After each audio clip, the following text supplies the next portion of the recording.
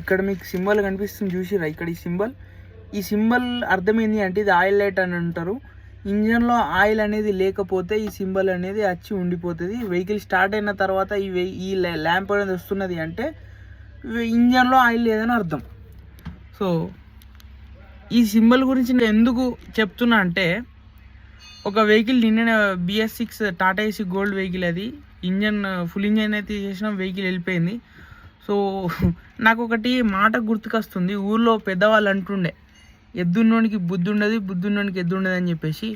So అదే గుర్తుకొచ్చింది నాకు ఈరోజు. ఎందుకు అంటే, మంచిగా వెహికల్ని మెయింటైన్ చేద్దామన్న డ్రైవర్కేమో మంచి ఓనర్ దొరకడు, మంచి ఓనర్కేమో మంచి డ్రైవర్ దొరకడు. సో ఈ వెహికల్ కూడా అదే జరిగింది. ఏదైతే టాటా ఏసీ గోల్డ్ BS6 వెహికల్కి, సో ఆ ఇంజన్ ఆయిల్ ల్యాంప్ వచ్చిన వెంటనే ఆ డ్రైవర్ ఓనర్కి చెప్పేసిండు, అన్న ఇట్లా ఇంజన్ ఆయిల్ లేట్ అయితే వస్తుంది, ఇంజన్లో ఆయిల్ లేదు అని చెప్పేసిండు.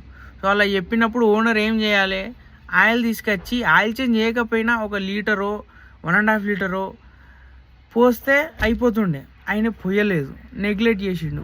ఏం జరిగింది, ఆయిల్ లేకుండా వెహికల్ నడిచేసరికి ఇంజన్ అనేది స్టక్ అయిపోయింది, సీజ్ అయిపోయింది అన్నట్టు. సో అది విషయం. సో ఈయనన్నా పోస్తే అయిపోతుండే ఆయిల్, లేకపోతే ఆయనన్నా పోస్తే అయిపోతుండే. ఆ ఆయిల్ ల్యాంప్ వచ్చిన తర్వాత కూడా 2 to 3 days అయితే నడిపిర్రు. వెహికల్ ఎన్ని రోజులు ఛాన్స్ ఇచ్చిందో చూడండి. వాళ్ళకి 2 days 3 days నడిచిందట ఆయిల్ ల్యాంప్ వచ్చినా కూడా. సో మొత్తానికి ఇంజన్ సీజ్ అయిపోయింది. 3 లీటర్ల ఆయిల్ ఖర్చు ఎంత, ఫుల్ ఇంజన్ చేస్తే వచ్చే ఖర్చు ఎంత, ఖర్చు ఎవరు పెంచుకున్నారు. సో అది గమనించండి. సో ఈ వీడియో ద్వారా నేను ఎవరి మనసును గాయపరచద్దు అనుకుంటున్నా. ఉన్నది ఉన్నట్టు చెప్పిన, ఇటు ఎవరు నన్ను తప్పుగా అర్థం చేసుకోవద్దు.